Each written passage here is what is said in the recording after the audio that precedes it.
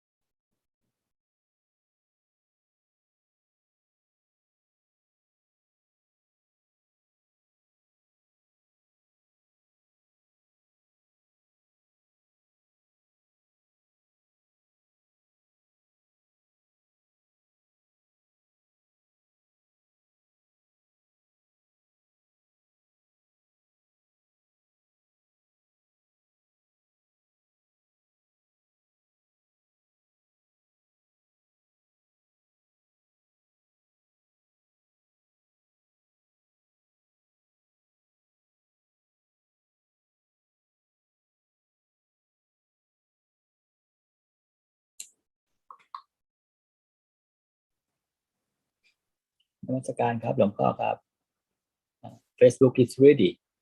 Thank you. Good evening, everybody. Welcome to another Zoom meeting.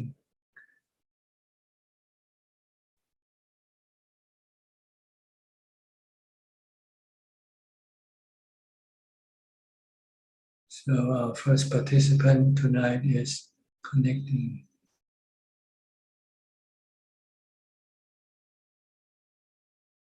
Okay, Felicia Chan from Malaysia. You're the first one tonight. Good evening, Brother Ajahn. May I know what is the difference between awareness and mindfulness? Awareness and mindfulness. I think mindfulness is to be aware of one particular thing, like your breath or your Bhutto. This is mindfulness. While awareness is to be aware of anything. That's the nature of the mind. The mind is the one who knows or who awares of everything. But you need mindfulness to direct the mind to be aware of one particular thing. Okay. Brother Ajahn, is awareness achieved from mindfulness? Awareness is what? Is awareness achieved from mindfulness? Achieved from mindfulness? Yeah. No, awareness is the one who knows. This is the natural nature of the mind. Yeah. Always aware. But sometimes it's just aware without any guidance. It needs mindfulness to guide it to be aware of something useful. Okay. Brother Ajahn, is mindfulness not permanent? What about awareness? Is it permanent? It is part of the mind. It's the nature of the mind. And Okay. the mind is always existing. It doesn't disappear. The means awareness is permanent, right?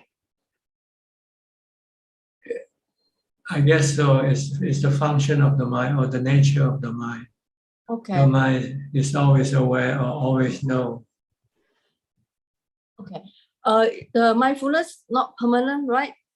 Mindfulness is Not permanent. It is not. You need to develop it to make it permanent. Once you develop it, you can have mindfulness all the time. But when you're starting, your mindfulness is on and off. Sometimes you're mindful of your Bhutto, then the next moment you go think about something else. Your mind goes somewhere else. So this is mean your mindfulness is still not continuous. Okay. But as you practice, your mindfulness will improve, and your mindfulness will always be with the mind, be with the awareness. Okay. The awareness is a natural mind. Yes, it's the nature of the mind. It's the nature of the mind. Is it? In other words, is it wisdom? No, wisdom is something the mind has to study to gain wisdom. Okay. Thank you. Amutana Brajan, Sadhu. Okay. Sadhu, Sadhu. Next, Kwan Lee Man from Malaysia.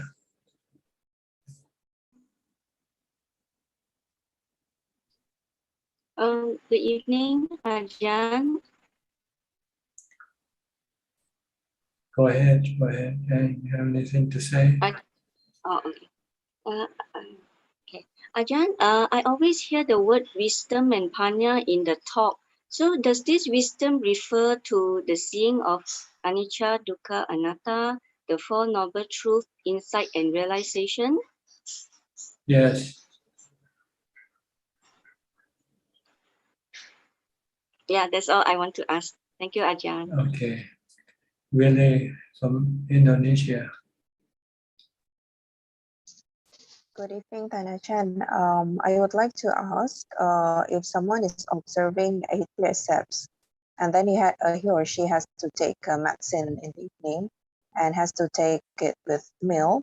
So how he or she should go about it? And I mean, is it all right to take meal in the evening in that case? Well, it depends on what you want to keep. You want to keep the 8 precepts or you want to keep your body. See? So you have to take a choice, make a choice. If you want to keep your body, then you have to give up the 6 precept. You can keep the 7 precept, but not the 6, eating after midday. But if you want to keep the 8 precept and you don't care about keeping your body, then you keep the 8 precept and you don't eat. Even if you're sick, even if you have to take medicine, you just take medicine without eating after midday. So it's a choice you have to make. What you want to do? You want to keep your 8 precept or you want to keep your body? So you cannot take both. You cannot have them both. You cannot have your cake and eat it too.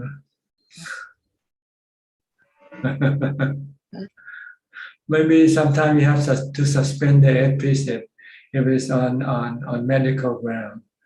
Instead of keeping the 8 precept, just keep the 7 precept. If you are a lay person, you can do this. But for a monk, he cannot break his precept, even on medical ground. Okay, so we have to choose, right, Thanachan? More or less. I mean, yeah, there is no excuse, right? Even on the medical ground. Yes, because sometimes your defilement use the medical ground as the reason for eating. Okay. So if you want to be strict and you want to move forward with your practice, then you have to forego your medical reason. Or maybe, I mean, sometimes we can take allowables. I mean, just to substitute the meal. Is it still acceptable for the 8 precepts? Well, anything that is considered to be food will not be allowed to take after midday. So you have to interpret what you eat, whether this thing is considered to be food or a medicine or something else.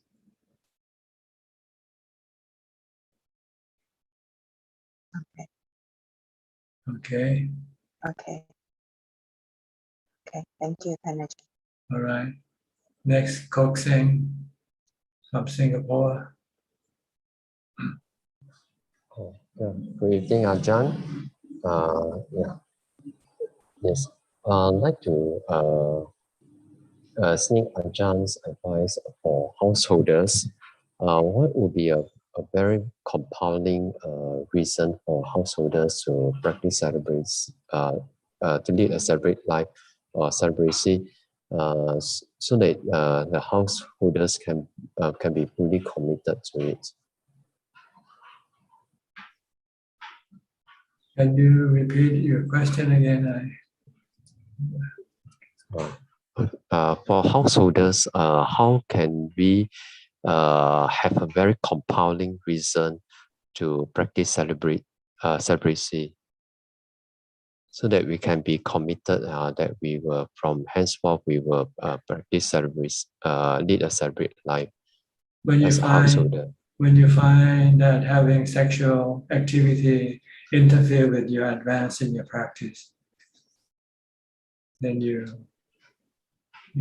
want to practice celibacy. Because if you're still involved with sexual activities, then you won't have time to meditate, to practice more. So your practice cannot go forward. So if you want to go forward in your practice, then you have to forego your sexual activity.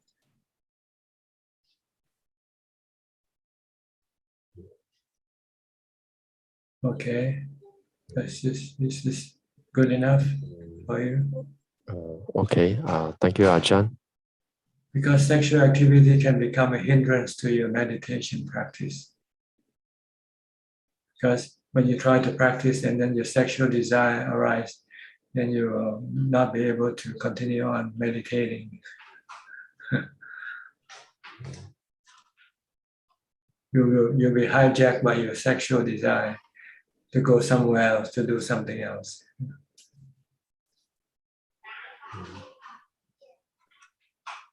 Okay. Okay. But if you're just a part-time meditator, then you can divide up the time, half for the sexual activities and the other half for meditation. Okay. The reason why a monk has to take celibacy vow because the Buddha wants the monk to concentrate on just the meditation practice, not to be distracted by any other practices. Okay. Next, Rusli from Indonesia. Evening, Ajahn. I have no question for tonight. Thank you, Ajahn. You're welcome. Get Bien So from Penang. Good evening, Ajahn. No question, yeah. Okay, Sajalka from Silver Spring, Maryland.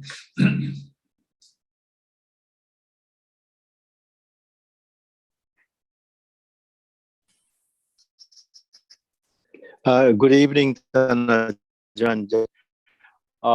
My question is that how can I be mindful so that the sound that I hear, I leave them just as sound, because the sound that's coming in, when it's pleasing, I'm pleased with that and taken away with it. But when it is something that makes me angry, that actually is like it's lighting up a fire. And both of them are equally bad, but the pleasing one I want to take and not take them one that makes me angry and makes me take off on a complete not Dhamma path. And so how, I mean, I thought about just plugging my ears when I'm around people, so to speak, because lower your gaze so that I don't look at their body gestures, which may or may not annoy me or something. But how would I be mindful that to be aware all the time that the sound is just a sound? I don't have to interpret it in a way that I like it or I dislike it or get angry, but invariably most of the time. So you need ubekkha, so you need equanimity to be able to. And it's the anger case. Yeah, you need to have, your mind need to have ubekkha or equanimity before it can treat sound as sound and not as something pleasant or unpleasant. It's the interpretation of the mind that interpret the sound to be pleasant or unpleasant. But if the mind is in ubekkha mode, it doesn't interpret. It just merely listens. It's just merely hearing. And it doesn't interpret the sound to be good or bad. So that's why you need to develop samadhi. You need to develop jhana to make your mind enter into this equanimity mode. That's why then you can then you can apply wisdom to teach the mind that sound is just sound.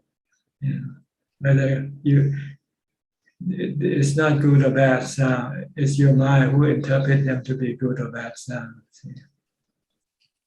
Otherwise, you won't be able to do it. You might be able to do it by force, but not all the time.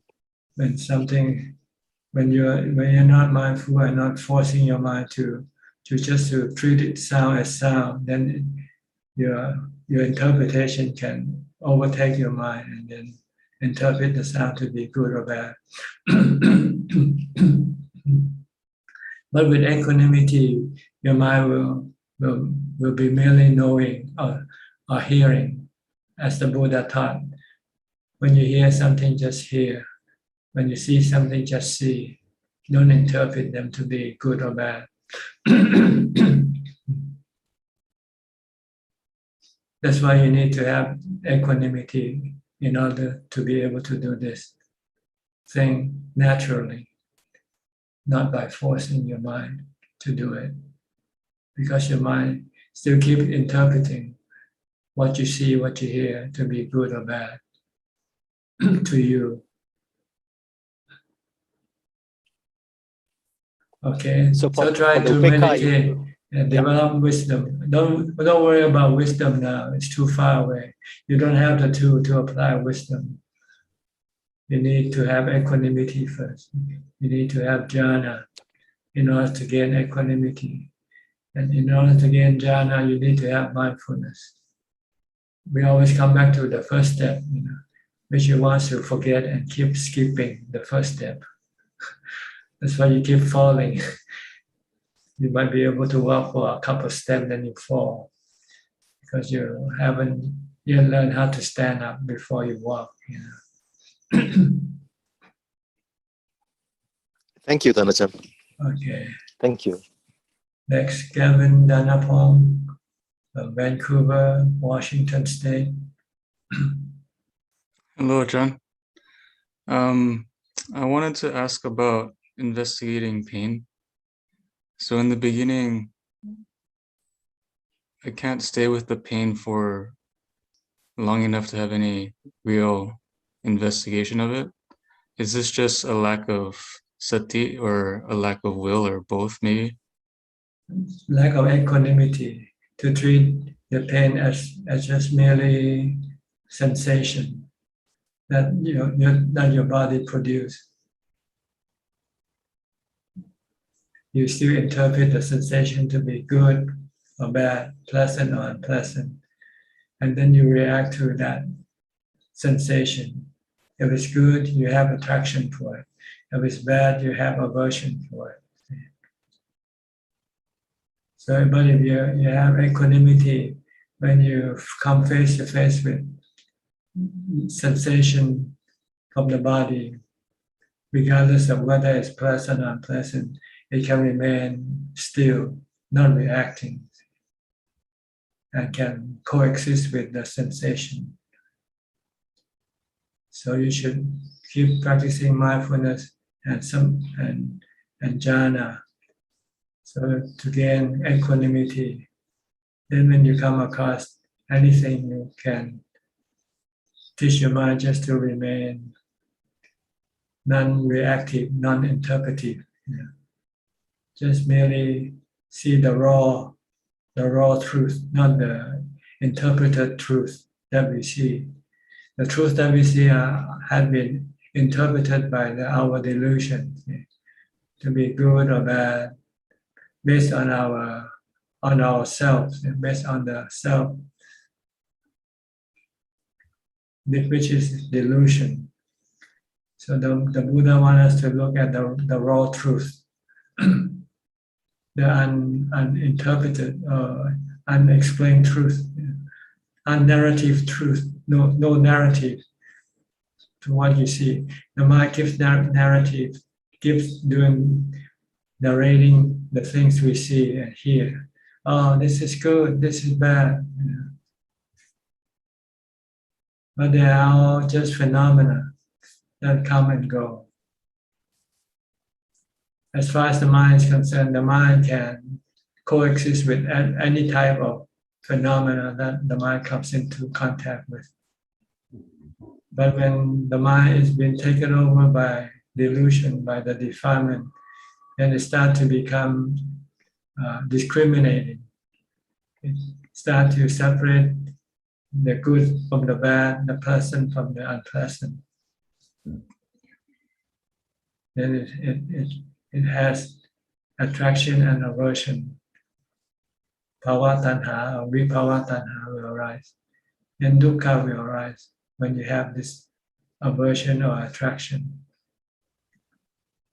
So you want the goal is to keep the mind still, not reacting with aversion or attraction.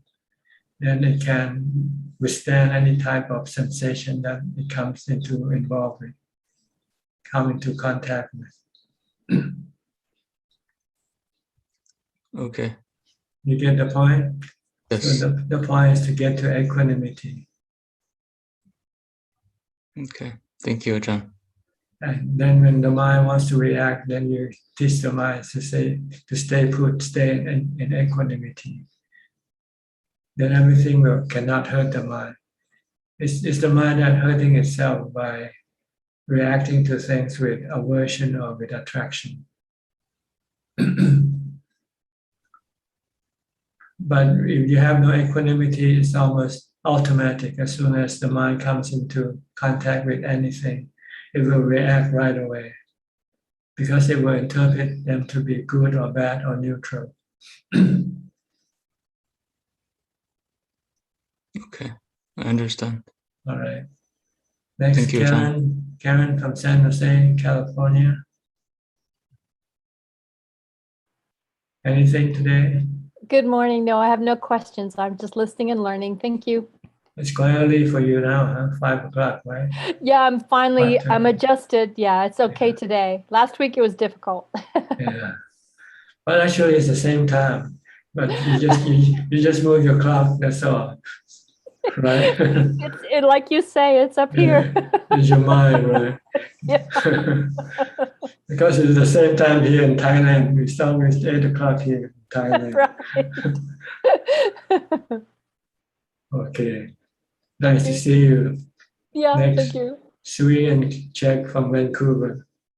Hello, Good Tanajan. evening, Tanajan. Good evening, Tanajan. Any question? So, yes, Tanajan, like during if one has equanimity, like his mind always hold on to something, like to a meditation objects, or just being like anything, like hold on anything.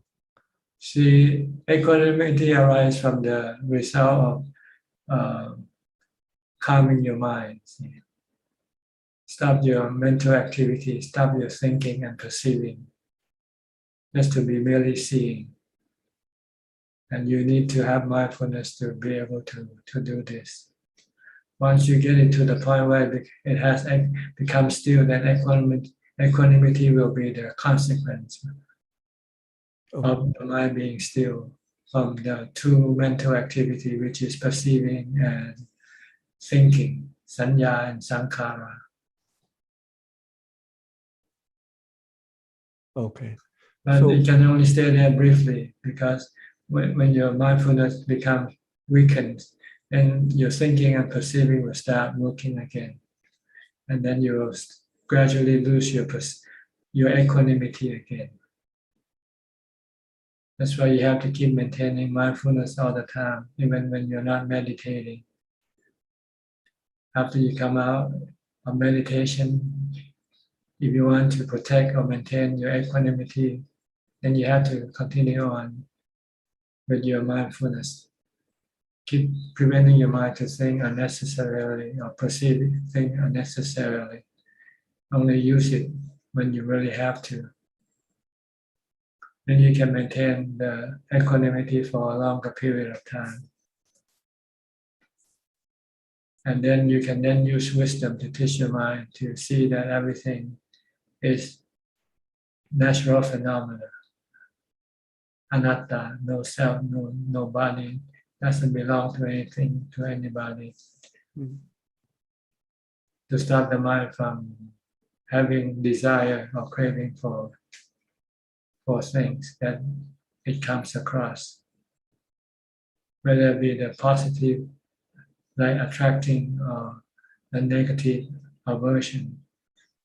Just teach the mind just to leave things alone. They're not worth it. They're not. They hurt the mind more than help the mind. The mind can exist alone by itself. The mind can be happy without having to have anything to make it happy. Because everything that the mind thinks that will make it happy will actually will make it sad or make it miserable later on. So this is the wisdom you want to teach your mind. Anytime your mind starts to crave for something, then you teach your mind that the object of your craving is impermanent. It's a natural phenomenon that you cannot keep it with you forever or maintain it the way you want it. You will be changing all the time. And the consequence of this will be dukkha in your mind, because your mind will be saddened by the changing of the things that you acquire, because you don't expect it to change, right? When you get something, you expect it to remain good and make you happy. But when things start to change and make you unhappy, then you become saddened. So in the end, with wisdom, you see that everything in this world that we come into contact with, the sensual organs, are all dukkha. Will all give you dukkha one day, sooner or later.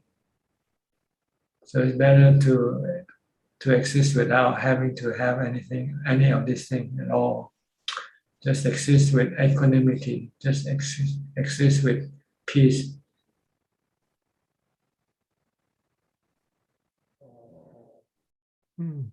Oh, okay, so yeah, very clear. Tanajan, when we practice mindfulness, like we always hold on to a meditation object, and then when one get to equanimous state, meaning like he stopped sanya and sankhara. Yeah, when the sanya sankhara stop, then you don't need to do anything. You can't hold on any object anymore. Right? You don't. Okay. And then when we want to develop insights, then we use the sankhara to go and to teach the mind. And everything is impermanent, and everything is a natural process in which you cannot control to keep it permanent, to make it permanent. Everything keeps changing, everything rises and ceases. Yeah. And if you want them to be permanent or not changing, then you'll have disappointment or suffering, mental suffering.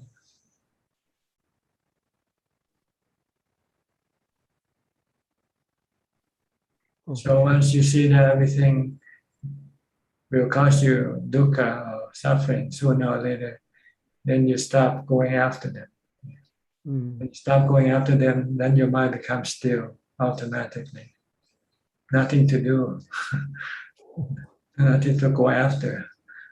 So the mind just be happy with itself. Doesn't need to have anything to make it happy. It can be happy alone by itself. I used to say alone but not lonely. So then Ajahn, at that stage, meanings like we have to see this body, everything, like suffering. Everything that the mind go after, everything that the mind craves for, will give the mind suffering sooner or later. Okay. your wife, your son, your property, your possession, anything, your status, whatever you go after, they are all temporary. Sooner or later you will lose them. And when you lose them, you become sad. You become lonely again, alone again naturally. But to be alone is really a good thing if you can learn how to live alone. We have to learn to live alone. See? Right now, we don't know how to live alone. We cannot live alone. We have to have somebody or something to keep us happy. But now you have the teaching of the Buddha that teach us to meditate, to calm the mind, to still the mind, to stop our cravings. Once you can do this, then you can live alone, happily. Yeah. Yeah. So that's why from the dependent origination, Buddha said we want to recreate this situation again because we do not want to be alone. Yeah, because when you're alone, you're sad, you're lonely. Yeah. So we go and find another partner. So that's the whole cycle. But once you can stop your mind from grasping for things, then the mind can become happy in itself, by itself. Mm. Then it doesn't have to go after anything. So the whole purpose here is to stop the mind from thinking, from perceiving. To see that once the mind stops doing this thing, the mind can become peaceful and happy. Thank you. Okay. Thank you. Yeah. Thank you. Anything from you, Chen? No, it's very good. Nothing. No. Yeah, she stopped perceiving. Melinda from Singapore. Anything today? So many things and becomes nothing. Okay. Thank you, Tan. Right, Philip. Good evening, Ajahn. It's actually the same. I think it's also the same question about equanimity that everybody has actually spoken to. I just need to make a further. Is the state of equanimity is it the time when the labeling and the story stops, right, in your mind? Yes, all that is left is just knowing. So sound is just a sound. A dog bark is just yeah. Okay. Somebody say something bad to you, it's just a sound to you. Okay. And all the stories in your mind, whatever movie. Everything you see or hear, they are just what you see, what you hear. Yes, understand. The other question I have, Tanajan, is with regards to the stage of I did a bit of clarification on that, on the stage of Sotapanna and the one returner. I understand that the one returner has not abandoned the other two higher factors, right? They have only abandoned the first three, but the other two factors, which are sensual desire and things like that, are only reduced. Reduced, right? To about maybe to 50%. Have Okay. Have and have. Right. Okay. So in that instance, does the practitioner know, or it's just only a labeling stage used in the teaching? Oh, he knows because he's trying to develop the two to get rid of these two factors, which is asubha. Sometimes he forgets asubha, then he see everything as good looking, attractive again. Okay. So anytime you forget to see things as asubha, you can return back to before. Return to see things as good looking, attractive to you again. But if you keep continue on contemplating on asubha, then eventually your asubha will be complete, will be full, will be working all the time. Let's put it that way. Right now, it's working a half of the time because it's still lazy sometimes. So you have to put in more effort to force the mind to work on the supa, so that it sees the body. Every time it sees the body, it sees the supa. Then it can become. Then he will reach the third stage of enlightenment. When he see every time he sees the body as a supa, then the sexual desire cannot arise anymore. So you get rid of the third and fourth, the fourth and fifth fetishes completely at the third stage, when you can contemplate a supa all the time, see the body as a supa all the time. Especially when there's a sexual desire arising, your supa will come right away and say, it's not attractive or good looking as you think. Understand. So at this stage, you have to be continually training your mind to look at the body as a supa. Like have an X-ray vision of the body, scan the rest of the body, look under the skin to see all the other parts of the body. Like they have the CT scan, right? That's how the medical community used to see the inner parts of the body. They put you in a tunnel and then they scan your body with some radio wave. But here you can use wisdom, you can use panya to scan it instead. By imagining, by looking at the example. You can look, nowadays there are lots of pictures or diagram of the various parts of the body.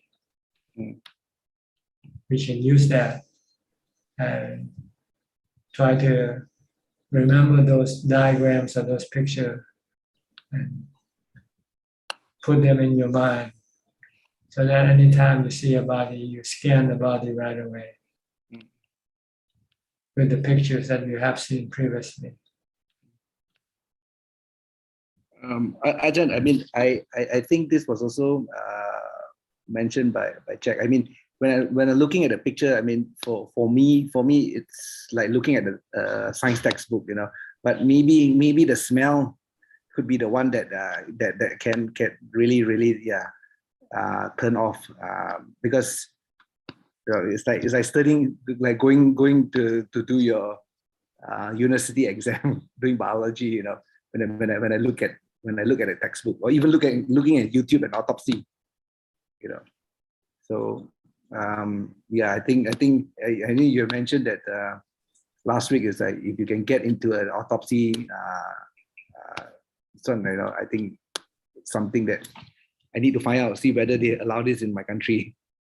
Yeah, you check the hospitals or the university, medical university, see if they are open to the public or not.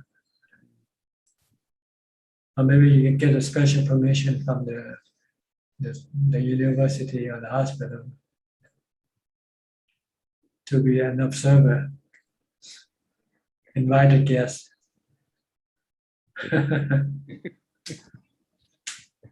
Get an invitation to go look at corpses.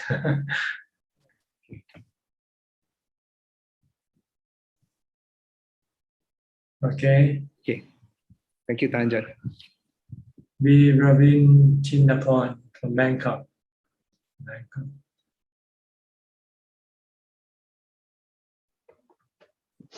Good evening to you, Thanajan. So I have a question. Maybe it's an extension from what Philip mentioned earlier about Asupa. So maybe I need some clarification on this. How does Asupa link with the fifth fetter of unhappiness? Do they go together? Yes, when you have some desire, you're not happy, right? You're only happy when after you get what your desire want, right? If you want to go out, you're not happy, you have to stay at home, right?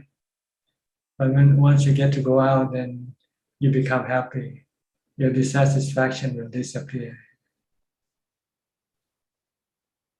So they come together, they are cause and consequence. The sexual desire or the desire for anything will cause you unhappiness, dissatisfaction, discontentment. So for example, if we say, oh, we have a desire to take breaks, listen to music, or relax, or watch TV, this is all excuses, right? It's not really relaxing. It's just satisfying our sensual desires one way or another. That's right. Because it's never ending, right? You take this break and you go and do whatever you want to do. Then when you come back and do your work, do whatever you have to do. Then after a while, you want to take a break again and go again. It's never fulfilling. It's a temporary measure to alleviate your dissatisfaction due to your hunger for something.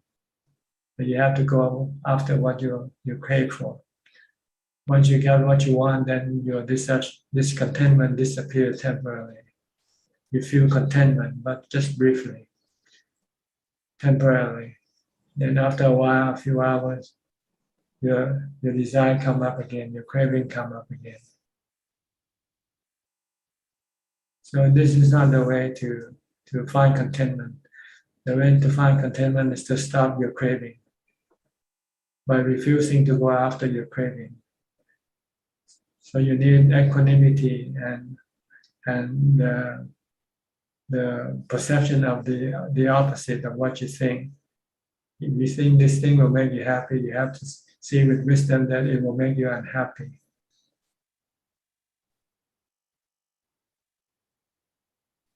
So this is, you have to look at anicca, dukkha, anatta every time you go after something. They are all anicca, dukkha, anatta. They are not the solution to your problem. The solution to your problem is to stop your craving by seeing everything as being anicca, dukkha, anatta. In the case of beauty, you should see them as asubha, not good looking, not attractive. So developing equanimity is getting rid of positive and negative feelings of the mind. Yes, but it only lasts temporarily because your mindfulness is not always, it's not permanent, it's not continuous yet. So when you come out and you get involved with thinking and perceiving, your equanimity will gradually disappear.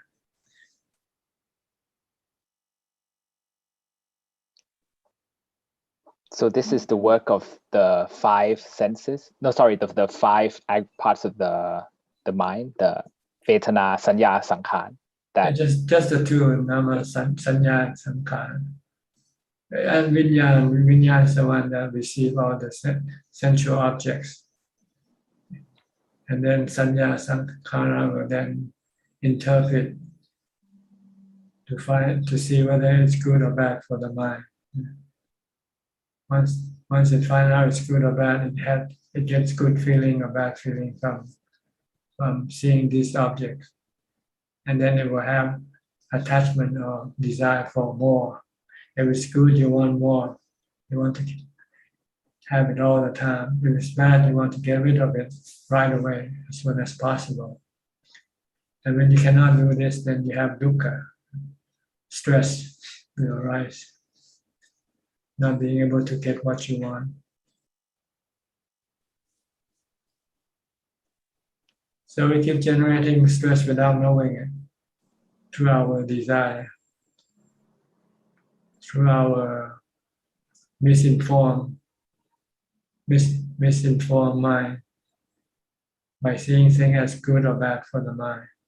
And in fact, you should see them as neither good nor bad for the mind. They're just neutral, really.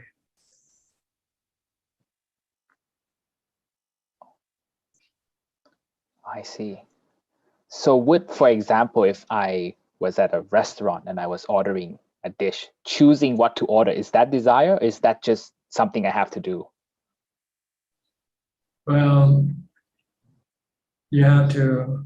The best thing is to let the waiter just choose for you. Tell them, just choose me something. Oh. Then that will be the right way to do it. You know, when the waiter comes and asks, "What do you like?" Or just get me anything, whatever is good for today. Just get it for me. I just want something to fill my stomach. That's all.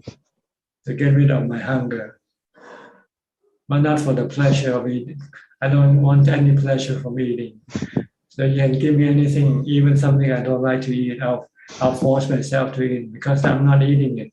It's the body that's eating it. The mind doesn't eat the food, but the mind is the one who chooses the food for the body, right? Yes. And the body doesn't know what it eats anyway, right? You just digest the food, that's all. Yeah. So if you're feeding the body, why should you worry what kind of food you're giving the body? As long as it's healthy and it doesn't hurt the body, that's all you have to worry about. But you don't care about the appearance or the taste or the smell of the food, right? It's like when you feed the dog, you just give them a can of dog food, right? You don't care. That's how you should treat your body like a dog when you feed your body. Oh, I never thought of it that way, but that's very insightful, Thanajan. Wow. So it's very subtle how the mind is really tricked into desire by not even knowing. I never thought of it as desire until you mentioned it just now. Yeah, you don't know that. But once you have got rid of your desire, then you can choose the food even.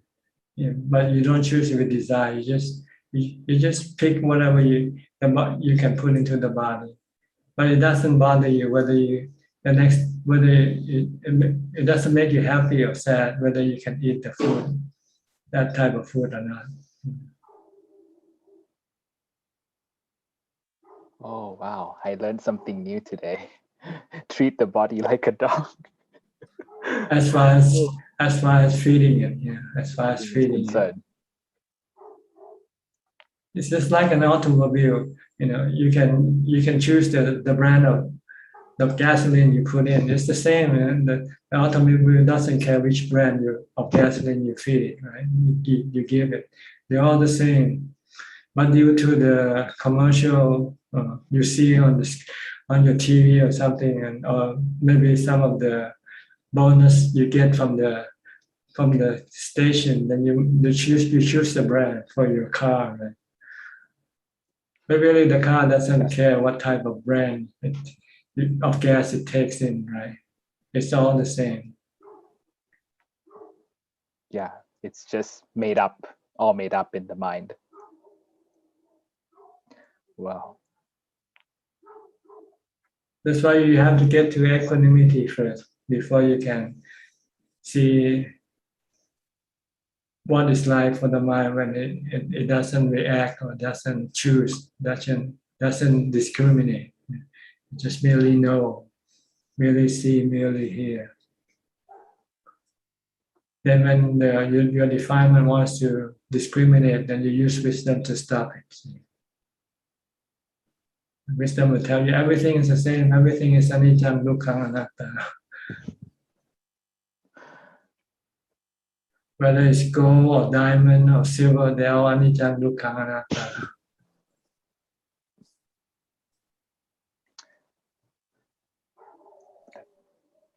That's very clear, Thanajan. Now I can see how I can apply it to food and other daily life activities as well. Once you have equanimity, your mind is full, is contented. So it doesn't really care, it doesn't matter what it has or doesn't have. All right? Yep, that's something I'll need to develop. It can exist alone by itself. This is the goal. This is what the Buddha calls self-reliance. Attahi atano nato. You are yourself. You have to rely on yourself to make you happy, to keep you happy. You cannot rely on other people or things to make you happy, because they change, because they don't last. And then when we want them to last and they don't, we become upset from it. Yeah, you become stressful, you become fearful, you become worrying. That's true, Thanajan. Thank you so much for your teachings today. So as far as the practice is concerned, it's the mindfulness. Mindfulness leads you to equanimity. And once you have equanimity, then you want to keep your equanimity by using mindfulness and wisdom to stop your defilement from pushing the mind to go after things that will hurt the mind. Understood, Thanajan. Thank you very much. Okay, next, Lillian from Bangkok, Malaysian, living in Bangkok. Good evening, Thanajan. No question today, but just a comment about the eating like a dog. Since you were saying that we should eat everything mixed in a bowl, so nowadays when I eat, like, let's say we go for a family function and we have a Chinese table, I tend to ask them not to change the plate, so I just eat whatever that is on the plate. So even if dessert comes, it's also on the same plate. But people normally still tend to want to change the plate for you, even though you say no. Yeah, you should just let them be, because they might think you're weird if you do something different from them. But it is an interesting challenge to ourselves to do that. You do that when you're alone, yeah, so that you don't cause any problem with other people. Yes, of course, I still let them change it. Just find it quite interesting to do that sometimes. Yep. When I stay at Wat Pa Manta with Nong Ta Mahabua, the monks are not allowed to select the food to put into their bowl.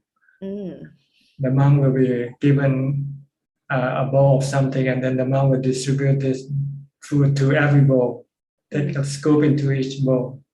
So by the time when you start to eat, look in your bowl, you got all sort of food in your bowl. And they're not separated, they just put in the bowl. Okay. So like it's almost like dog food, leftover. Yeah. I shall try that next. It's really a good practice, because before why don't you try to mix it up, everything, put everything that you're gonna eat in a bowl and then mix it up, like you would. Eventually it will be mixed in your stomach anyway, right? Yes. So you mix it before that, mix it in the bowl. Put your dessert, put your salad, your cakes, your whatever, your coffee or tea, and mix it all up in the bowl and eat it. Yep, that will be the next step for sure. I'll Then try that. Then you will have no problem in eating anymore, and you won't get any. You won't have any overweight problem because you. Yes, because you don't want to eat the food so much. Yeah. Okay, thank you, Thanajan. All right. Next, Johanna from Indonesia. Hello, Ajahn. Ajahn, I have a question about something on the question and answer on Sunday. Somebody asked about the absorption concentration, Ajahn. When I meditate, I can get into the calm state, but it is very hard to get into that absorption concentration, Ajahn. Why is it so, Ajahn? Your mindfulness is not strong enough, so you have to train more in mindfulness. When you're not meditating, you have to do it all the time. The more you do it, the stronger your mindfulness will become, the more continuous it will become. And when you meditate, you can then force the mind to be absorbed longer. Yeah, because I never experienced that absorption concentration. And not because your mindfulness is not continuous and not strong enough yet. So you have to practice mindfulness before you meditate. From the time you get up, as soon as you open up your eyes, start using mindfulness. Start reciting Bhutto, Bhutto. control your thoughts, stop your thinking. Only think when you have to think. When you don't have to think, stop it. And use a mantra or force your mind to watch what your body is doing. Ajahn, is it also because of the meditation, the duration, because it's not long enough, or?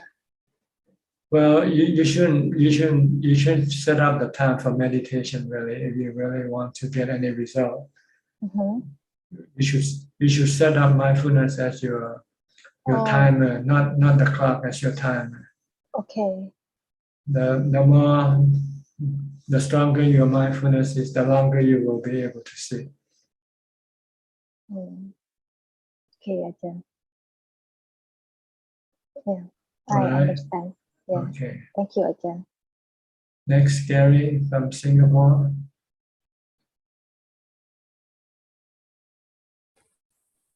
Good evening, Thanajan. No questions from me tonight. Just happy to listen. Alvin from Malaysia, Kuala Lumpur. Good evening, Thanajan. Thanajan, just going back to equanimity. I remember once I asked you about falling down from a high place, and I think Thanajan, you mentioned it's part of calmness. Is that split second that feeling, is that part of Peka, Thanajan? Yes. When you first achieve this result, it usually don't last for very long. They call it Kanika Samadhi, momentary Samadhi. But as you keep on practicing more with mindfulness, then you will remain in that state longer. Then we call it Appana Samadhi. And you want to keep the mind in that state for as long as possible, because you are generating more ubeka, you're generating more equanimity by remaining in that state. So when you come out, this equanimity will accompany the mind, but it will only last for as long as it has been produced in samadhi. So you're saying that if it's a few seconds you have the feelings, and when you come out you only have a few seconds. Yeah, you'll lose it right away. Right. Then you have to use mindfulness to bring it back again. And it's very hard to achieve, right? It's not hard, it's just a matter of doing it. That's hard. Yeah. Yeah. Always look for reason not to. Yeah, you don't do it. You just keep thinking, keep talking, keep doing something else. But you don't want to do mindfulness for some reason. I don't know why. Yeah. Mystically stuff. You should make mindfulness as your priority. See? From now on, my priority is to develop mindfulness, not everything else. Everything else comes second. Your first priority is to be mindful, and then whatever you do it with mindfulness. But usually when you throw mindfulness away and just concentrate on what you do. Yeah, that's correct. Yeah. And not being mindful doing it. Yeah. Defilements, yeah, always take over. Yeah. Mm-hmm. So tomorrow, as soon as you get up, ask yourself, am I being mindful? Starting the new day with mindfulness.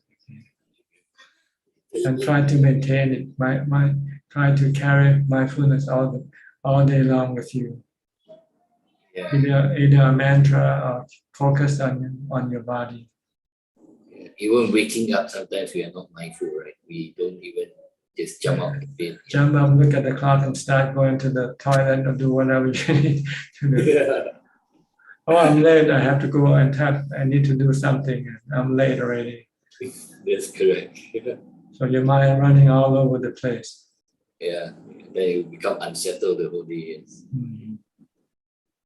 And worry, anxiety start coming up, stress. Yeah. I'm going to be late. What am I going to do? You know. Yes. Yeah. It's normal. Every day it's like this. So if you find hard to get up early, why don't you go to bed early? You'll find easier to get up early when you go to bed early. Go to bed 7 o'clock, you'll be able to get up. Then defilements again, Tanajan, they say, oh, I have to do this, I have to read this, I have to do that.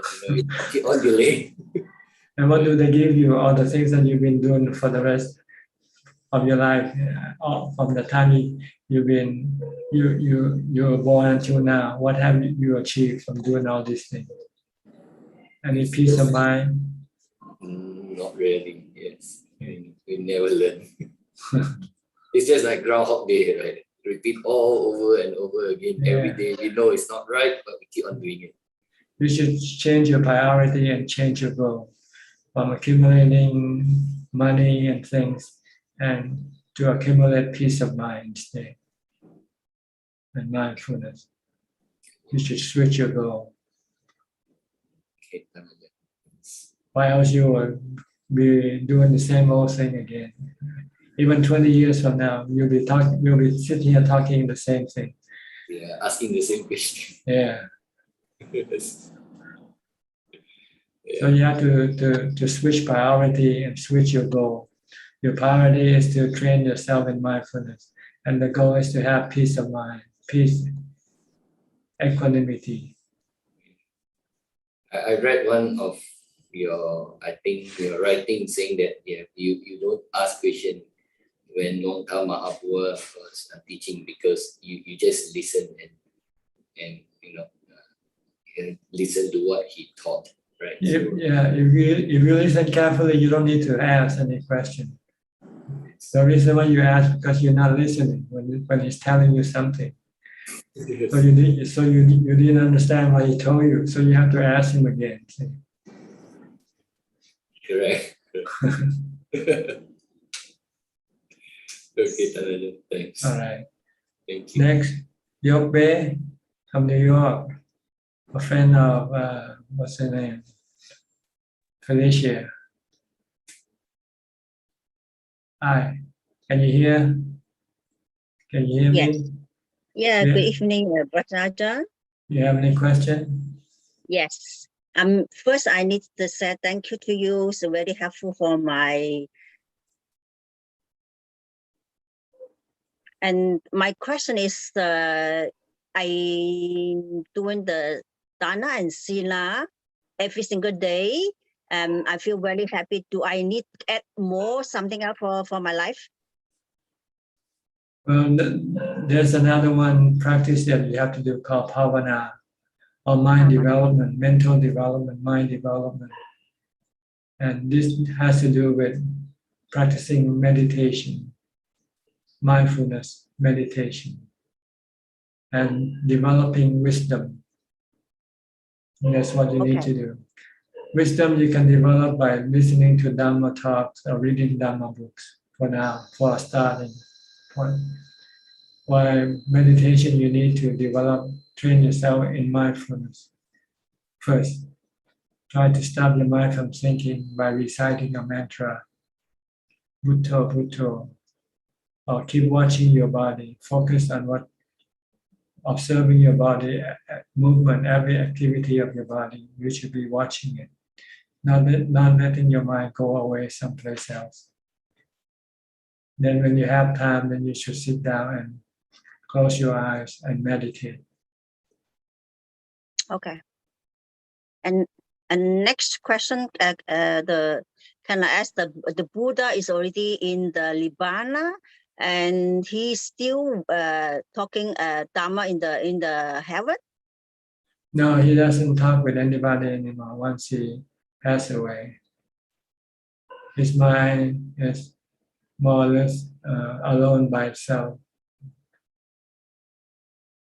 Okay, and the next question, and also the Arahant could still see the Buddha in the human world, in the Some Arahant who has psychic power might be able to connect with the past Buddhas. Okay, thank you. That's all. Yeah. Thank you so much. Okay. Nanapat from Bangkok. Any question from you? No question ค่ะท่านอาจารย์ Thank you for your teaching ค่ะ Okay. Ricardo Tunes from Uruguay. Hi, Ricardo. Haven't seen you a while. Yes. Nice to see you and thank you for your teachings. I was sick. That's why I haven't been around. But I'm okay now. First of all, just to thank all your teachings and all your Dharma talks that I hope someday will bring me some wisdom, as you said before.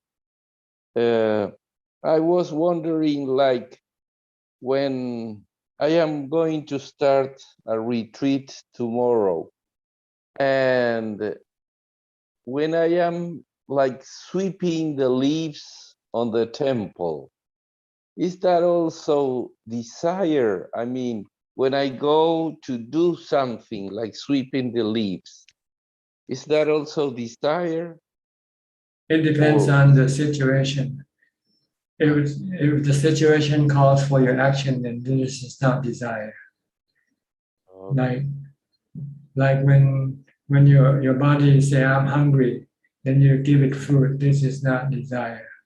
But when your body is not hungry and you want to eat, then this is desire. You know what I mean? When the temple ground is not doesn't need for you to do any sweeping, but you still want to sweep, then this is desire. So you have to let the situation dictate, not your mind, not your desire dictate what to do.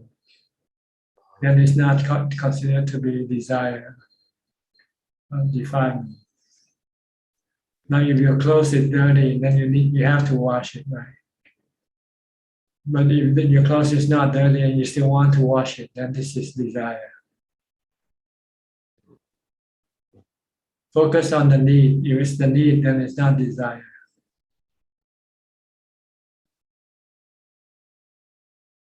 If you don't need it and you still want to do it, then this is desire. If you don't need the money and you still want to have money, then this is desire. But if you need the money to feed your body, then this is not desire. Okay, can you more or less differentiate between the two now, the need and the desire? Yes, very clear. Thank you very much. Another question, if you let me, would be like, sometimes I've heard that like wisdom or panya will be something that it will grow like inside of me without doing anything, without trying to get anything, without trying to achieve anything. That's a misperception, because the Buddha said wisdom comes in 3 stages. The first stage is called wisdom arising from learning. Sutta maya panya. Sutta means listening to Dhammatalk, listening to the teaching of the Buddha. You have to learn, though you cannot have your own wisdom arise in a foolish mind. A foolish mind will never have any wisdom arising by itself. It needs to get wisdom from a wise mind, like the Buddha. So that's why we have to study the Dhamma teaching, right? Study about the 4 noble truths, the 3 characteristics of existence, for instance. This is the first level or first stage of wisdom, is learning from others. And once you have learned from the other, you go to the next stage. Try to maintain this knowledge that you have learned by constantly thinking about it, contemplating. Because if you don't, you can forget, right? It's like going to school. You first learn from your teacher in the class, and your teacher give you some homework to do so that you don't forget. So this is the next level of wisdom or knowledge. Once you have learned the 4 noble truths, the 3 characteristics of existence, you learn the asubha, then you want to come and contemplate. so that you don't forget this knowledge. Then you go to the third level. This is the level in which you will apply this knowledge to get rid of your defilement. In order to apply this knowledge that you have learned from the Buddha, that you have contemplated, you need to have ubekkha. You need to have a strong mind, a mind that is content, not hungry. You know. In order to do this, you need to bhavana. You have to meditate to get into the fourth jhana.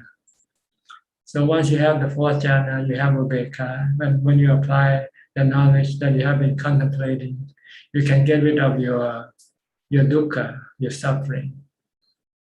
This is the third level of wisdom called bhavana maya panya.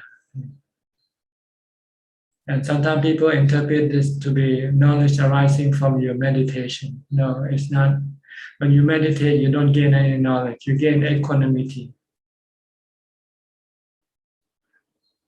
Then with equanimity, you use the knowledge that you have learned from the Buddha to apply to get rid of your desire, your cravings.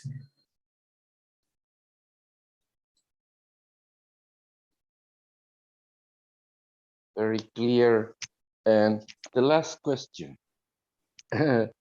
Living on a worldly life, sometimes because of our habits, our family, our culture, we tend to go to music, like songs and all that. I know that the Buddha said that we should not disturb our mind getting involved on songs and all that.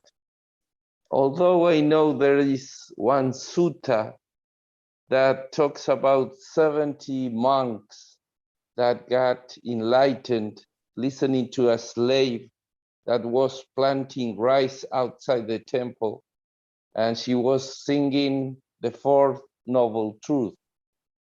Have you heard about that? And what is your suggestion about songs, music, and all that? It's not the music that made them enlightened. It's the message in the music. It's the Four Noble Truths. So you have to separate the two apart. If just plain music without the Four Noble Truths, they cannot become enlightened. But if there's no music, but there is the Four Noble Truths, they can still become enlightened. So it's not the music. Don't your defilement trying to use this reason for you to listen to music to become enlightened. Okay. Okay.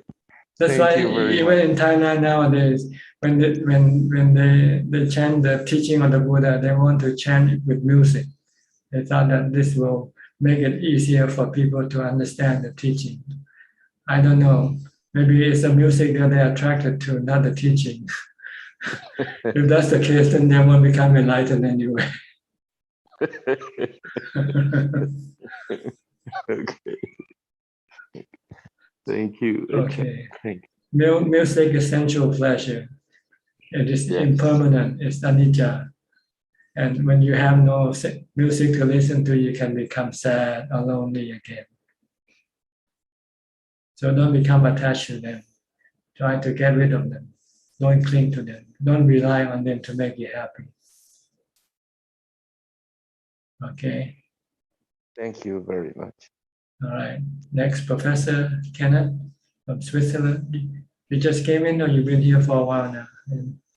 I came in a bit late, Ajahn. I was teaching earlier, but I'm here now. Okay. Any question today? I'm just listening carefully today, Ajahn. Okay. Thank you. Then Darren from Singapore. I have no answer. I have no question today. Thank you. No question from you. Sulan, you're next from Singapore also. Oh yeah. Hello, Ajahn. I have a question. Like, just wondering, like, how come, like in the suttas, like, we'll see stories of, I think, Ajahn saying by the power of my merits, then they make some vow or something. Like, why do they like say by the power of my merits, so and so, etc. What's the purpose of saying by the power of my merit?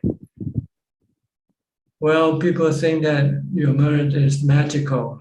They can do lots of things, which is a misunderstanding. Your merit is what makes you happy. That's all it does. It's make you happy, make your mind happy. By giving dana, when you give dana, you feel happy. When you keep sila, you feel happy. When you meditate, you feel happy. That's the power, makes your mind happy, not other people happy. Make other people rich or make other people get what they want. No, this is just a misunderstanding. But sometimes it happens coincidentally. They gave food to the monk this morning, and in the afternoon they bought some lottery tickets, and they win the lottery ticket. So they join them together by giving food to the monk makes them win the lottery tickets. But just by coincidence, really. But it's not the real connection there. There's no real connection there.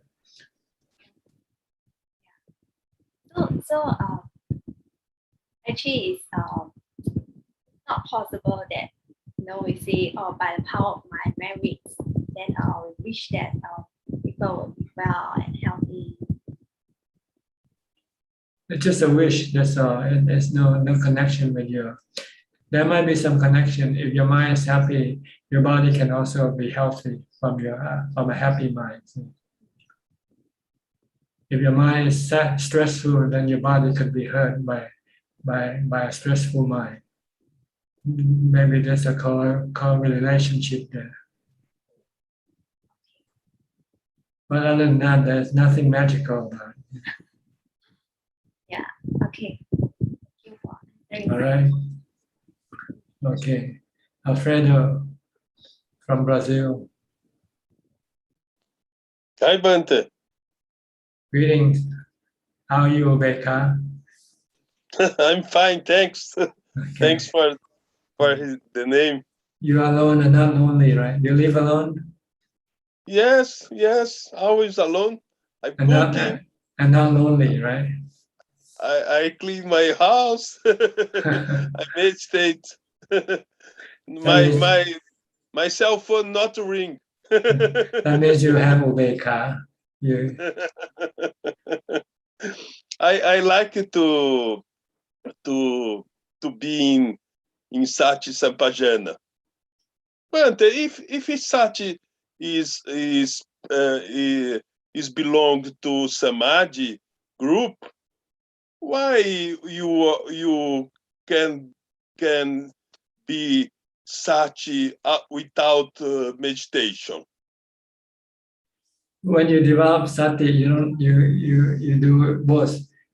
During and not before meditation, you can develop sati, and when you meditate, you also have to develop sati at the same time. So you need sati at all times, not just when you meditate or when you're not meditate. You need both all the time. From the time you get up to the time you go to sleep, you need to keep maintaining sati or mindfulness all the time. Then your mind will be under your control. And your mind will have equanimity, ubeka. And you can be alone and not lonely. Right? You're alone right now, you're not lonely. That's because you have mindfulness. You have ubeka. Yes. But anytime you feel lonely, that's when your ubeka has disappeared. So you have to use mindfulness to bring your ubeka back again, or use wisdom. Yes, I agree, because in experience, for jhana is not meditation to reach for jhana. To reach samadhi is not need meditation, but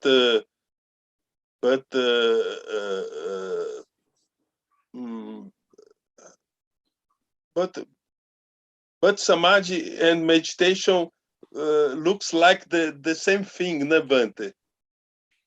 Well, see, if you meditate, you will get full concentration, full veka. But when you're not meditating and you just maintaining mindfulness, you only get half of it. Get half of veka, get half samadhi. So you need to sit down to meditate to get full samadhi, full veka. Yes, yes. It's the life alone. Yes, we are all alone. Yes. But we don't want to be alone. That's why we live together. I participate retire with Ajahn Sumedho, and Ajahn Sumedho teaches the tranquility. Yes. Ajahn Sumedho is an old man, né? Yes. 90 years, and Ajahn Sumedho said, you have to go tranquility. Passaggi in Pali, né? Tranquility. Tranquility or veka or samadhi is the same thing. Yes, yes. All right. Tranquility is a lone life, né, Bhante? It's a Yeah, you have to be alone to be tranquil. When you're with people, your mind cannot be tranquil. Your mind has to become active. Yes. To have tranquility, your mind have to be still. Yes. Okay. Okay, Bhante. Good days for you. Thank you. Next, Evie. Evie from Indonesia. Ya, Ajahn, Namo Buddhaya, Ajahn. Anything? Any question? Yeah, Ajahn, I want to ask you about my meditation. 2 days ago, I read the article from Ajahn Lee. That article is explaining about united how to erase our breath until united with Buddha. So I practice it, and yeah, it really I feel united with the breath. My consciousness feel like solid, centered, stable, and balanced. Everything is under my control. My breath get in, I also knowing. My breath go out, breathing, I also knowing. Everything is under my control. I know everything, and that is so amazing, very amazing. And the happiness can last until today, and tomorrow I practice again. I can get that condition again, and I get in and get out. Maybe 4 or 5 times, but then tomorrow evening I cannot reach that stage again. That's when you're not watching your breath. So when you cannot get it, you have to come back and start watching your breath again. I'm watching, but maybe I have expected, then so I cannot reach that stage. Maybe you're watching without, but your mind might be thinking of something else. So you cannot think about other things except the breath only. Yeah, I always find a dead end like this. Cannot be like yesterday. I have felt this great comfortable. Then tomorrow I have to lose and cannot find it again. You have to find out why, because how did you do it yesterday and try to compare it today? There must be a difference. Yeah, maybe, but I feel I have to like yesterday, but I still cannot. And I push myself, and it can be a stress. Cannot like yesterday again. Also, okay lah. I let go, just let go, and start from beginning again. Can a professional always enter this state at will, Ajahn? Yes, once you become adept, you can enter into samadhi anytime. Once your mindfulness is continuous. Is this samadhi, Ajahn? What I'm talking earlier is samadhi. It's one form of samadhi in which your mind has calmness and not reacting to anything, just merely knowing. Yeah, and the body feels like translucent and almost disappear. When the body starts to disappear, I feel so scared. Hey, where's the body? So I come back again and get in that stage again, and the body start to translucent and almost disappear again, and I scared again. Hey, where's the body? Yeah, I get in, get out, get in, get out like this position until more five times. Am I doing wrong, Ajahn? When my body get disappear, I so scared and I come back again. But the feeling of my head, my breath was so comfortable. This is maybe a half samadhi, Ajahn, or something wrong again. I don't know. You have to investigate yourself, because I'm not there with you, so I don't know what happened. You have to compare when you do this thing like this, and this is what you get, and when you're not doing this thing, you don't get this thing. So you have to go back and investigate, what did you do right and what did you not do right today. You did right, you did something right yesterday, but today you're not doing the same way that you did yesterday. So you compare, find out. Okay. Yeah, I can. And I want asking about food, Ajahn. Does the monk, does the monk or somebody who in practice in very deep still feel a bad taste or a good taste? Who decide if I eat something? Wow, this food is very nice, very good taste. This food is very bad taste. Who decide it? Is it Sankara or our defilement? I don't know. You don't have to know whether it's what. Just you know that if you like it, then it's your defilement. Yeah, this morning I cook egg and. Then you should eat something you don't like. You should eat something you don't like to counter your like. Like this morning I cooked egg and the egg was burned, but I still eat it bad taste because the egg is burned. So I keep eating. I don't want to spoil my defilement. But my mind says it is not good if you eat the burnt egg, because the nutrition they make and it can cause the bad for your body. So I stop it and I throw it away. Is that my defilement find some excuse to stop me to eat something bad taste? I don't know. You have to find out yourself. You're the one who do the practice. I cannot tell you everything, because then you'll be dumb. You keep coming back and asking me again and again. So you have to, you ask yourself, then you have to find the answer yourself. And this is wisdom, not sanya, not something you learn from other people. Wisdom is something that you have to learn yourself. The Buddha just gave you an outline of what's wisdom, but then you have to investigate yourself, to find the answer yourself. Okay. Okay, Ajahn. Thank you, All Ajahn. right. Darren from Singapore, did you have a chance to speak yet? I'm sorry, I forget. Yes, I just you asked. I have no question. Yeah. All right, then we go to Seyun from Singapore also. Hi, Ajahn. Good evening. I have no questions as well today. Okay, no questions. Well, it looks like everybody has the chance to ask questions. So then we go to Facebook now to see if we have any questions from Facebook today. Yes, we have 7 questions from Facebook, Thanachan. First question is from Eli Hassan. Ajahn, when getting to sleep, relax the body. Actually, when meditation, relax the mind. or we exercise the mind to be still, be conscious? Thank you.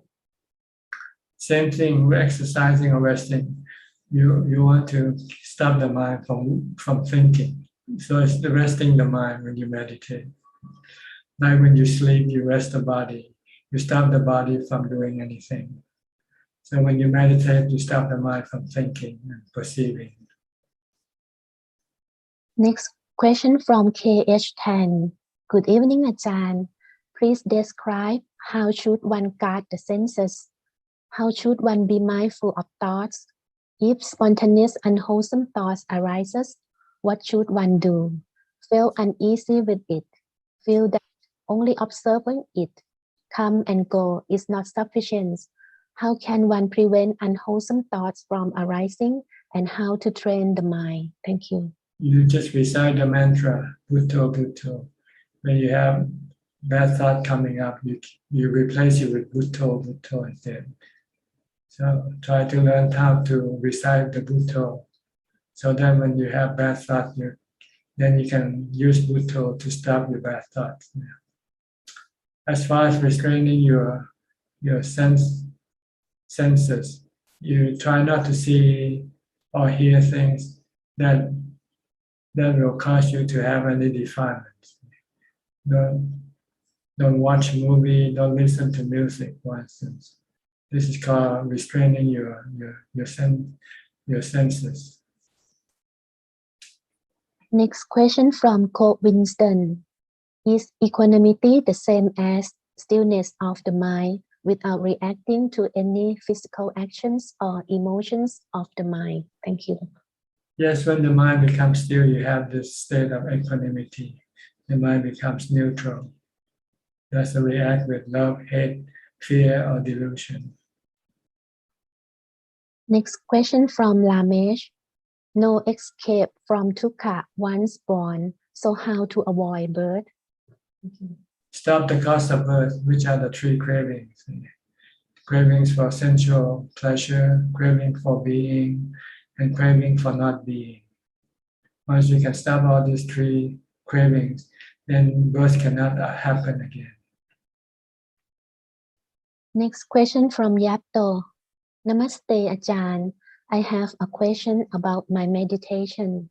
When I do meditation, I feel like my body absorbed in a dark hole, and then something I feel like fall down in a dark place. But when in that condition, I feel very happy. Can you tell me the trick or the way to stay in that condition for a long time when I do meditation? You have to train yourself more in mindfulness. Before you meditate, from the time you get up, start training yourself in mindfulness. Stop your mind from thinking by focusing on what you do with your body or reciting the mantra.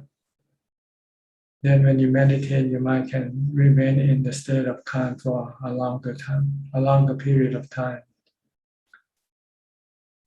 Next question from Tony Yep. Dear Thanachan, good evening. Is mindfulness also anicca and anatta? Thank you. Well, we don't really need to study whether it's anicca or anatta. What we need to know is that we have to develop it. Try to develop it, rather than trying to study the nature of mindfulness. You don't need to study the nature of mindfulness. What you need to know is to develop mindfulness, how to develop mindfulness. And last question from Tony Yap. Dear Thanachan, good evening. A Sakita Kami, his or her greed, hatred, and illusion has been lessened and lesser. So to what extent it means? Can Thanachan explain and give some example? Thank you. Well, when you ask this question, it's a general question as far as hatred or anything like that is concerned. When you deal with the stages of enlightenment, you deal with the fetters. So when you achieve the first enlightenment, you have eliminated the three fetters, the first three fetters. And if you practice more, you you will lessen the other two and eventually get rid of it on your third stage of enlightenment. And then the last 5 will be eliminated finally by your final enlightenment. So when you reach the Arahant stage, then you have got rid of all your defilement. No hate, no anger, no greed, no delusion left in your mind. That's all, ท่านอาจารย์ Okay. Anybody would like to ask any more questions? Please raise your hand and unmute your microphone.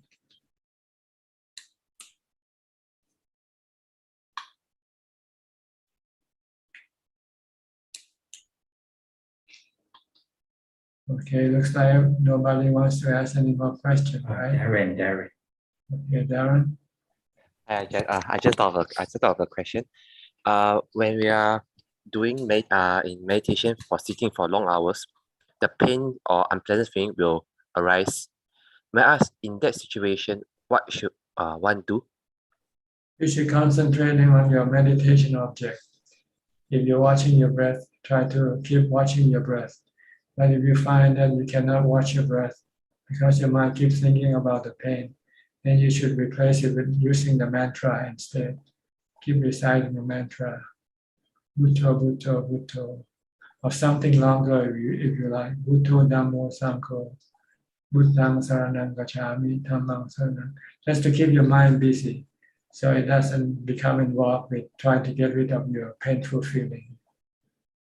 Would contemplate, because sometimes I would contemplate, because sometimes the pain is very intense. So what I would do, I would contemplate on the 3 characteristics to help. Will it be okay if I do it that way? If you can do that and calm your mind, then it's okay. You can look at the pain as like being a weather, like the wind or the rain, something that you cannot force it to stop. It's something that you have to learn to live with it. If you can teach your mind to learn to live with your pain, then okay. The problem is your mind doesn't want to live with your pain, right? It wants to get out. It wants to get rid of the pain.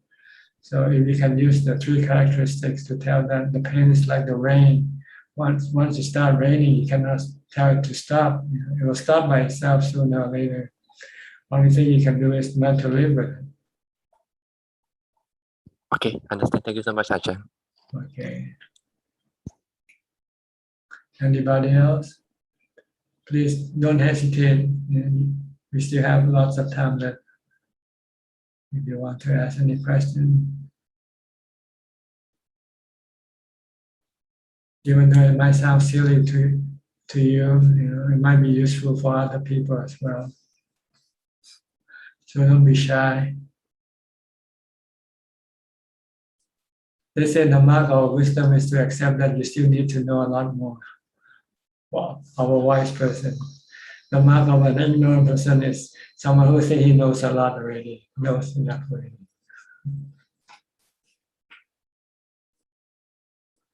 Someone who thinks he is smart is usually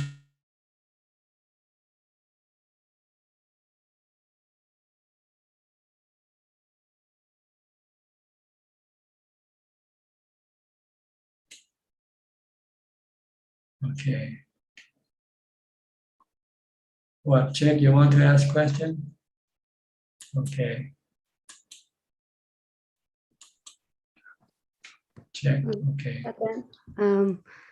Ajahn, may I ask about Sotapan? Like you talked about like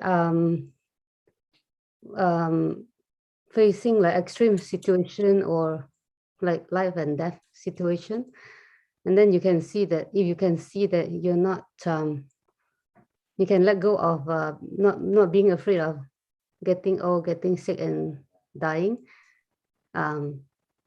You become a Sotapanna.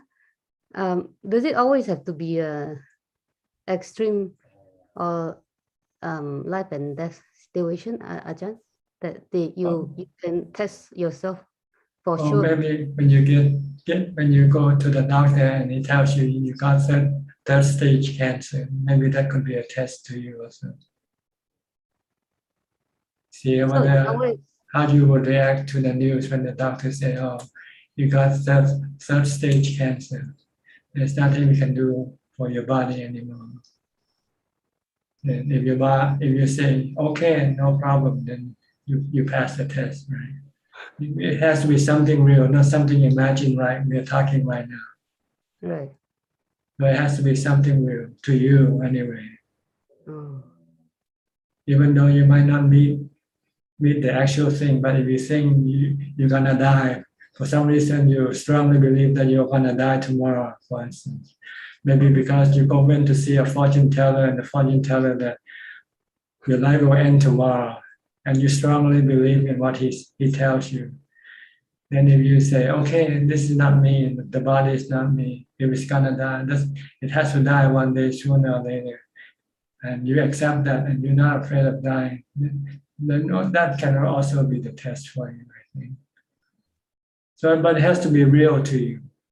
Death should be real to you. Pain should be real to you.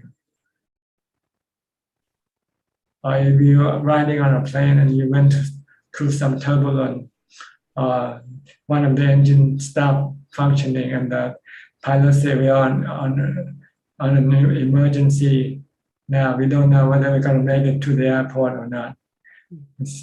Then let's see how you react. So you need something real to test your mind whether it has actually let go of your body or not.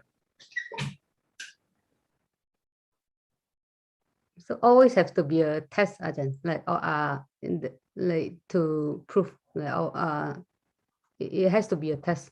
Well, how else would you know whether you passed the test or not?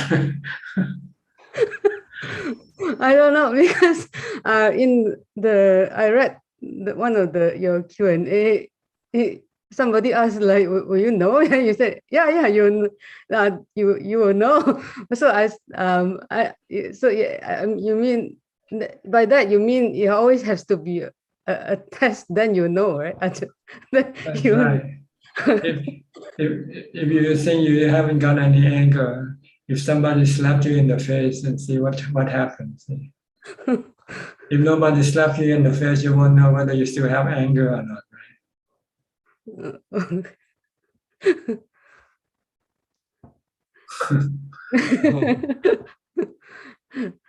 How about the pain, Ajahn? Like, does the Sotapan like can see pain as like, it is like just like the answer I gave to Darren. Darren said he likes to use the three characteristics as a way of dealing with pain. So when you can see the pain as being anicca, dukkha, anatta, then you use wisdom. You gain wisdom. You have your work done as far as the body is concerned, but you still have to test the death part. Yeah. If you can live with the painful feeling and not being disturbed. Yeah. And so you do that when you meditate, when your body becomes painful, and you say, "Okay, I'm still continue on with my meditation. I still keep focusing on my breath and leave the pain alone." Oh, okay. If I can leave the pain alone, but like I'm still afraid of death, then I'm not, like, you still have to take more tests, right, Ajahn? Yeah, there's two tests you have to do here. First the pain, and then the death part. Yeah. The aging part also, when you start to see your body and become old, your hair becomes white, see whether you want to dye your hair or not. See. If you still want to be young, and then you say, "Oh, I have to go and do some surgery," for instance. Then you don't pass the test of aging. If the body's age and it changes, then you say, "Okay, this is the nature of the body. Just leave it alone, let it become old, and try to keep it young." Past three tests, then, Ajahn. You like. Yeah, the aging, sickness, and death. This is okay. Okay. The other test about the body is asupa. That's the next level. So once you have finished, once you have passed this pre-test, then you have to go to the next test to see the body as being unattractive.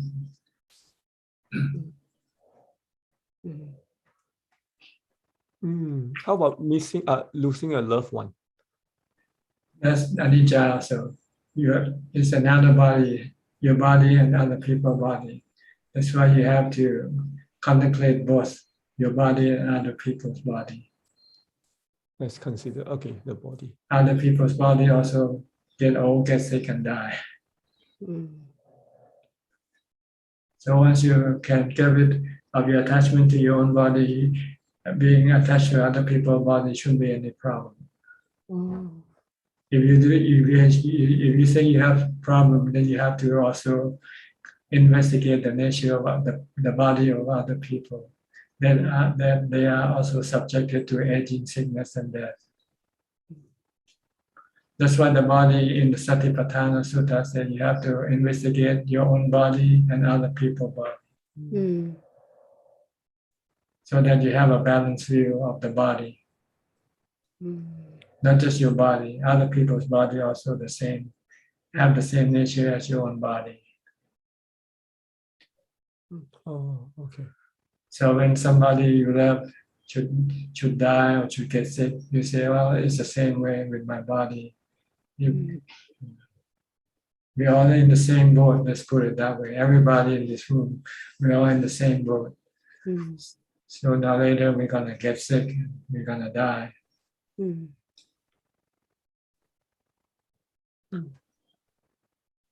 6 tests, Ajahn. More tests. The more bodies you have related to, then the more tests you have. You and your husband, then you have your sons and your daughters, your father and your mother, your friends. Anybody you attach to will be a problem for you when something happened to them, right? But if people you don't know, you don't care, right? What happened to them? Yeah. So you should treat everybody like people you don't know. Then it won't hurt you whatever happened to them.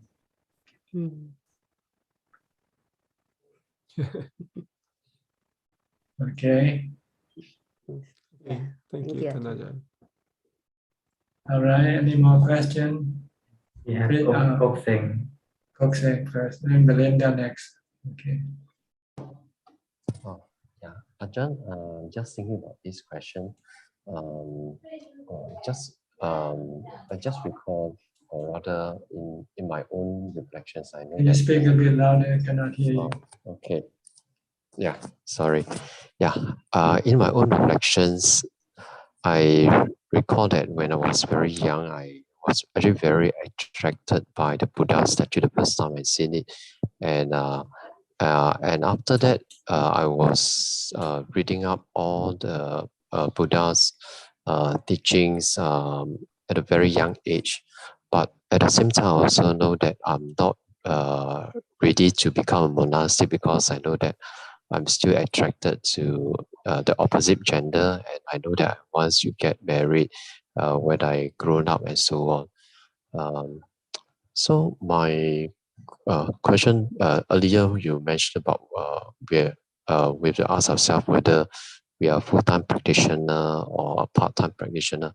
So I'm just thinking if I mean I'm a householder, so I being a householder, that means I will not be able to I'm not ready to renounce. So does that mean that I'm not able to be a full-time practitioner? I can only be a part-time practitioner. No, it doesn't mean that. What it means is, if you are not practicing full-time, then you're not full-time. That's all. You can be practicing full-time and still be a householder. But normally, it's difficult for a householder to have full-time practice because they have other things they have to do. But if you are fortunate, you're rich, you got all the money, and you don't need to do any work, then you can become a full-time practitioner.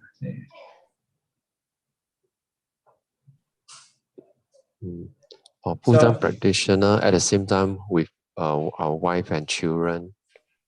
Well, if you can, if you find you can, then you have to separate from them. Maybe you live in a different house. They live in one house and you live in the next house. Oh, but it's not possible.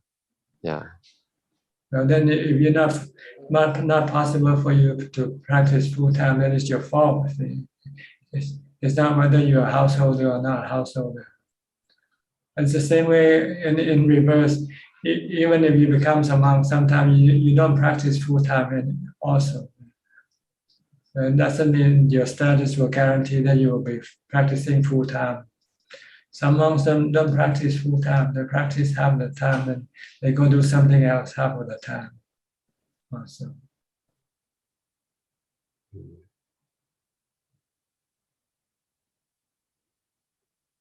So it's yourself to decide whether you want to practice full time or not full time. If you want to practice full time, then you have to do it, and if anything comes in your way, then you have to get rid of them if they become an obstacle to your practice. If you have a relationship, then you might have to sever that relationship. But I'm not ready for that yet. Okay, and then you're not full-time practitioner. Okay. Yeah. Okay. Thank you, Ajahn. Okay, Belinda, you're next. Ajahn, I read your autobiography. It's also relating to just what Kok Seng has asked about decision making. Like I just want to ask how Ajahn make decision when you practice full time. You left your job, you practice full time as a householder, and when you make that decision to go to the monastic, was it a rational thinking, or was it like a lot of silence practice? Then you come to that, or how's the process? It's rational. It's like getting a new job and getting better salary. See? Working, you don't get as much as you would get from meditating. So once I see the difference, then why should I stick to working when I can get more from meditating? I can get more happiness from meditating. I get more stress from working. See? It's simple, it's rationality, cause and effect. You do this and this is what you get. You work with this company, you get this salary. If you work for this company, you get a better salary. Would you stick with the old company or would you move to a new company? The Buddha company is the best company in the world, give you the highest salary that no other company in the world can give you. But you don't know that because you haven't trained yourself with this company yet. If you start training with this company and you start receiving the salary, then you say, oh, this company really pays good salary. I guess for me, I know at this point or stage, I find that I know the benefit of joining the Buddha's company. But you're not experiencing it. You just know, but you haven't experiencing it. If you have experienced it, then you will switch right away. So this is this is what you have to do: experience the benefit of practicing meditation. If you cannot experience, if you haven't yet experienced this, then you will still be attached to your old company because you have nothing to compare. It's like a obstacle, like the sense of not the courage, like confidence. So the fear or sort of there's still obstacles or defilement. You say that is actually like Ajahn described in your book. Because you find that because you haven't yet you haven't reached the result of your practice yet. So you're still doubtful of your ability, whether you can push yourself toward that goal or not. But once you reach it once, then you become confident. even a small goal at first, but you know, once you can do this, you can go for a higher, better goal, larger goal. I stayed in monastery for like 1.5 months, and last week we talk about past lives, and like similar to Kok Seng say, we have memories when during our childhood time, certain memories that we remember that is connected to the Buddha. I was told when I was well, my mom likes to do fortune telling, and I was told that I was a monk before in my past life. So I thought it was very funny when I heard that news, because I haven't even learned meditation at that point. So I didn't find that I have any characteristic of a monk in my past life, or even now I don't at that time. So, but as life unfold, I went for a first retreat at the Grenker teacher's site, the 10 days retreat, and things gradually unfold. Because it's naturally for me, I ask, how do you remember past life when everything is forgotten? So that being said, it's already past. That's the past life. But that sort of explain also, it helps me to deepen understanding, not just believing that there's a past life, but through the process of meditation, and things slowly unfold, and I see maybe there is past life, and there are memories from the past that still like haunting at the back of the mind. There is delusion, of course. At one stage, there was this. We're not here to prove whether there's past life or not. We have to do. We here want to prove that what we can do in this lifetime. Yes. So don't lose track, because your defilement wants to keep you away from what you have to do now. At one stage, Ajahn, I was like, there was this recurring thoughts that I have enough of monkhood. It was a decision I was to decide whether to get back to the worldly world, and the plan was to get back to the worldly world, and the habit is. So when I start to say things like not things how the way I want it to be, because I used to be able to decide or plan what I want to do, and I will go according to the plan. So at one stage I realized that things are not within my command, and I have to surrender to what the universe or wants me to do. So at this point I'm like, I feel I will have to decide where I should be. So I guess I just have to still continue to meditate, or I'm not sure. Well, if you want to join the Buddha's company, you have to follow what he tells you to do. He's your boss, and he tells you to meditate, to practice dana, sila, and pavana. This is the work of the company. If you're not doing it, then you're not considered to be part of the company. Part-timer. Okay. Okay. Okay. All right. Thank you. Do we have somebody else? Evie. Okay, Evie. One last question. I think we are almost out of time. Can you make it brief? Ajahn, I want to ask. I have because my last year I used to think about my own bones while I'm meditating, and it become a habit now. So if I see a beauty woman with a slender body, and my mind start to place a school imprinted on that woman body, it is like replacing the beauty with ugliness, right? But my quality, like me, should not think about this asupa, right? Only when you have sexual desire toward that body, then you should think of asupa. If normally you don't want to use asupa, because it can turn into hatred if you don't use it properly. Only when the desire comes out.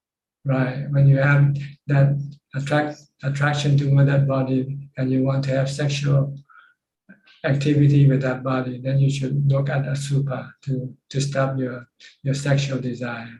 But if you just see a person normally and there's no sexual attraction, then you don't need to use asupa upon that person, because it might make you hate that person.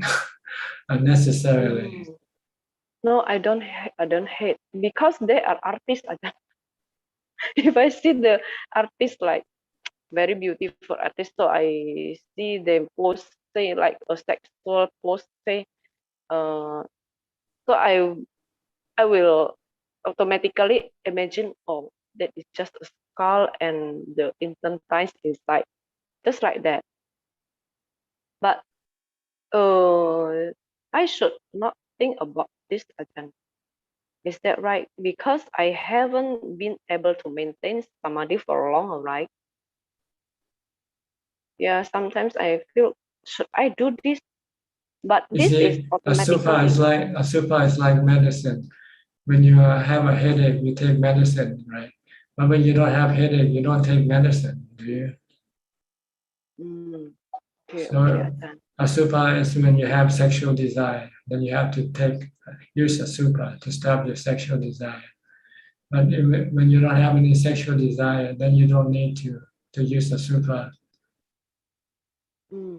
Except when you have to do the homework, then you have to keep thinking of Asubha as the homework. But you don't use it. You use it when you have sexual desire. If you don't do your homework when you have sexual desire, you might not be able to think of Asubha. So you have to train yourself to think of Asubha first. Yeah, and as lay people like us who, if we diligently do meditation, diligently listen to Dhamma, but still face life normally, like activity on business, have a family, have a wife, husband, child, can be enlightenment again. I don't know. You have to ask them. Don't ask me. If we just have mindfulness, can it be attained enlightenment? To become enlightened, you have to see the body as the people as being a five khandha, and they are anatta. There's no self in the five khandha. Then you can become enlightened that way. Okay, I think we're out of time. Let me go back to Facebook. Do we have any more questions from Facebook? No more question, Ajahn. Okay. Then in that case, I think it's about time for us to say goodbye. Thank you very much for joining this meeting. I hope you can benefit from it somewhat and help you advance in your practice. In the meantime, please be safe, be mindful, and keep on practicing. Until next week, goodbye. Sadhu, Sadhu, จ้าค่ะ Thanks, Tanaja. Thank you, Ami. Thank you, Ami. Bye bye. Bye bye. Bye bye.